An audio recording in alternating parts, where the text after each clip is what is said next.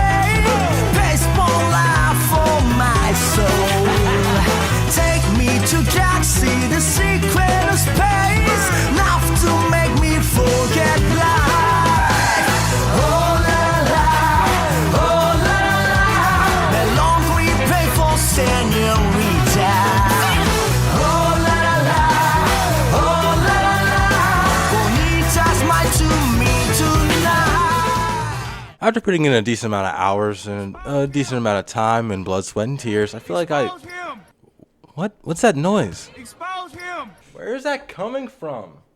Expose him! Don't show that clip! Expose him! Expose him! Okay, I was about to die to mercy. As you can see, no matter how many times I make the same mistakes, and no matter how many hours I put into a character, I will still fuck up. But well, I'm getting ahead of myself. Let's start with her kit in general, and I'll start with Suzu.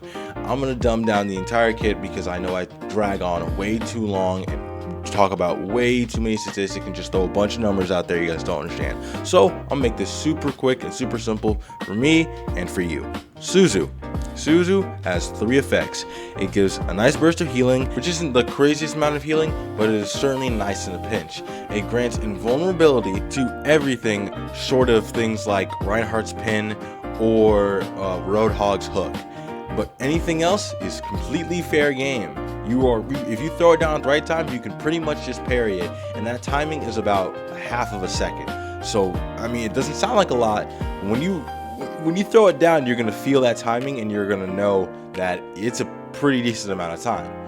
Next up, the last but certainly the most important thing is that it cleanses any effect that is placed onto another person, short of Zenyatta's Discord Orb, I think. And what I mean by effect is I mean anti-heal, fire, or any sort of other effect will and can be cleansed by Suzu, including things like Sierra's tracking dart. All those things can be cleansed with Kiri's Suzu, except for Pulse Bomb, that cannot be cleansed. But if you want to get rid of Pulse Bomb, the next thing in her kit can pretty much get rid of that too, which is her Swift Step. The Swift Step is pretty much just a teleport that is within 30 meters of her. So look in that direction, press shift, you teleport it. Just that simple. If there's any affliction that is on you when you teleport, it will be dropped at that point of teleportation. So if you get pulse bombed or you get stuck with Junker Queen's knife, any of those things will be dropped where they are, and you'll teleport to whoever you looked at to teleport to. It is incredibly nice in a pinch. It can get you out of a lot of sticky situations, especially if you're in a position where you don't want to be in, or you just got stuck with a pulse bomb and you want to get that shit the fuck off of you. Either way, it is incredibly nice in a pinch. Speaking of 30 meters, next up is her talismans. The talismans go to anybody who is within 30 meters. It's incredibly intuitive. All you have to do is see, okay, can I teleport to this person? Cool, they can get talismans. The talismans seek people out. That's how you know that you are for sure looking at somebody and they're even going to get the heals in general. It's because they'll turn yellow and they'll start tracking somebody in. tracking somebody down. Next up is the kunai. The kunai is her way of defending herself and picking off low health enemies who are just out of position. The kunai has the ×2 multiplier on it whenever it gets a crit, so that means that its base damage is 60, so if it gets a crit, it does 120 damage. 120 damage. I just want to point out, all those clips I showed in the beginning montage were all off of headshots, off of accidental headshots, or because of an accidental headshot. So, you want to kill people as Kiriko? Just aim for headies. 9 times out of 10, you'll get an accidental headshot and you'll just say it was on purpose just to sound cool. Like, let's all be for real.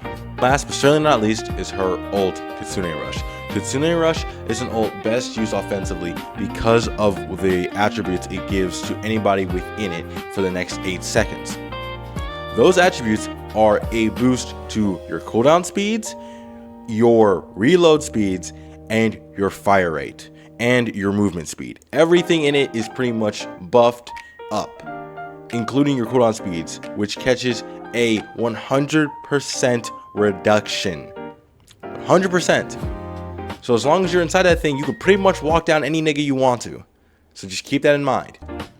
And for that reason, it is an incredibly strong offensive ult and can be used incredibly defensively. If you want to hold your ground and you need those particular buffs to do it, go ahead, drop it, lay down on the track, and just go after them. And just as a little side note, it makes Kiriko incredibly lethal because she goes from being able to throw one out every 2 seconds to being able to throw one out every 2 milliseconds. So keep that in mind when you use the Kitsune Rush. Now, of course, like I said earlier, this is an extremely dumbed down version of what I learned over the course of about a week, or however many hours is right here. We'll just re-record this because I thought it would be a great idea or even fun to challenge myself with a character I've never played before and try and climb with said character, especially since this said character is a really good character.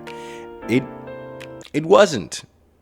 And I've probably shown clip after clip of me either making a play or helping someone else make a play, because most of what makes Kiriko good is that you can keep people in the game for a long time, and you can negate most of the stuff that would knock a lot of people out of the game. Most of playing Kiriko is resource management and understanding who's at the top priority and who should be at the bottom. Understanding whether or not to throw your Suzu. Understanding whether or not you will survive teleporting in, or whether or not someone's even close enough for you to teleport out, or whether or not you even need to DPS, or a lot of the time it is managing whether or not something is worth something. Law of equivalent exchange. If you've seen Full Metal Alchemist, you need to know what is useful when you can use it, and whether or not you should use it. And I had a whole lot of fun learning it, and it's also an important lesson to learn as a support player. So I may not have gotten super good with Kiri over the course of this week-long excursion, but I did get better as a support in general, and I couldn't ask for much more. So that's pretty much the end of the video. Thank you guys so much who popped out to the streams and gave me a lot of advice and helped me get better as just a player in general, and better at Kiriko in general. You guys helped out, and that means the absolute world to me. If you got this far into the video, type rotten cucumbers, and that's pretty much it. See you guys next week for another banger video. It's gonna be on Mizuki, so pop out to the stream if you want to see me playing Mizuki live, or just want to see any of this live, or just want to say what's up. It means the world. Anyway, see you guys later. Bye.